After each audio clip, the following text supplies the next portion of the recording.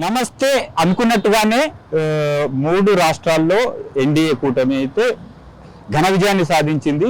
ఈ నేపథ్యంలో మనతో పాటు మాట్లాడడానికి కరీంనగర్ సీనియర్ నాయకులు, వెస్ట్ జోన్ నాయకులు మామిడి రమేష్ గారు ఉన్నారు.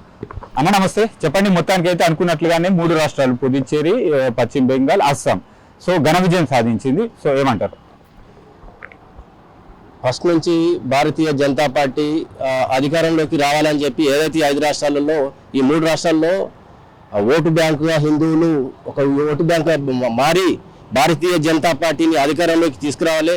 ఏవైతే ఈ మన మమతా బెనర్జీ గారి అరచకాలు హిందువులకు కానీ ఈ మమతా బెనర్జీ మైనార్టీలకు ఒక తొత్తుగా మారి ఇలా హిందువులను అనేక రకాలుగా తన 15 సంవత్సరాల నుంచి నానా అవస్థలకు గురి చేసి అక్కడ అభివృద్ధికి దూరంగా ఉండి ఇలా బీజేపీ పార్టీ వస్తేనే ఇలా దేశం లోపల బీజేపీ పాలిత రాష్ట్రాలు చాలా అభివృద్ధి చెందినాయి. పశ్చిమ బెంగాల్ ఎలాగైనా ఓటు బ్యాంకుగా మారి భారతీయ జనతా పార్టీని అధికారంలోకి తీసుకొచ్చి నరేంద్ర మోడీ గారి నాయకత్వంలో నితిన్ నబీన్ గారి జాతీయ అధ్యక్షులు అయినటువంటి నితిన్ నబీన్ గారి ఆధ్వర్యంలో ఇలా అమిత్ షా గారు అక్కడ ఉండి మన హిందువులను ఒక సంఘటితం చేసి మన భారతీయ జనతా పార్టీని అధికారంలోకి తీసుకురావడానికి అక్కడ అమిత్ షా కానీ జాతీయ నాయకులు అనేక మంది నాయకులు అహర్నిశలు కృషి చేసి అక్కడ ఉండి భారతీయ జనతా పార్టీని అధికారంలోకి తీసుకొచ్చి ఒక ఓటు బ్యాంక్ తీసుకొచ్చి ఇప్పుడు పుదుచ్చేరి కావచ్చు, మన అస్సాం కావచ్చు, ఈ 2 అయితే ఊహించినాయి అక్కడ సిట్టింగ్.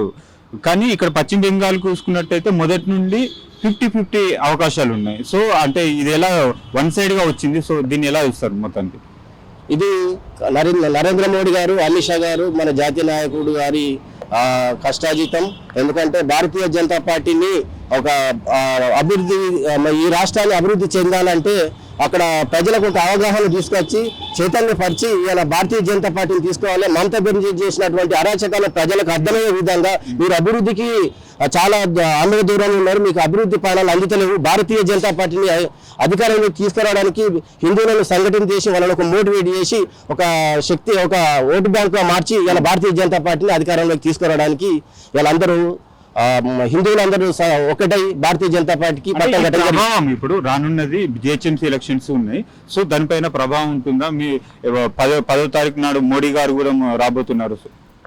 ఖచ్చితంగా పశ్చిమ బెంగాల్ భారతదేశంలో ఉన్నటువంటి అన్ని రాష్ట్రాలు హిందువులు పశ్చిమ బెంగాల్ ఖచ్చితంగా అందరి దృష్టి పశ్చిమ బెంగాల్లో దేశ దృష్టి అంతా పశ్చిమ బెంగాల్లోని ఉంది. ఖచ్చితంగా భారతీయ జనతా పార్టీ అధికారంలో వస్తాయని చెప్పి స్టార్టింగ్ నుంచి ఇప్పటి వరకు కూడా ఒక దృఢ నమ్మకంతో ఉన్నారు. ఖచ్చితంగా భారతీయ జనతా పార్టీ అధికారంలోకి వస్తేనే దేశం లోపల మిగతా రాష్ట్రాలు ఏదైతే బీజేపీ రాష్ట్ర పాలిత ప్రాంతాలు కాకుండా అవి కూడా పశ్చిమ బెంగాల్ వస్తే ఆ ఎఫెక్ట్ మిగతా రాష్ట్రాల పైన ఉంటాయని చెప్పి ఇవాళ ఖచ్చితంగా ప్రజలు దృష్టి అది ఏదైతే కోరికలు ఆ కోరిక ప్రకారంగా పశ్చిమ బెంగాల్ అధికారంలో రావడం జరిగింది. ఓకే, థ్యాంక్ యూ అన్న.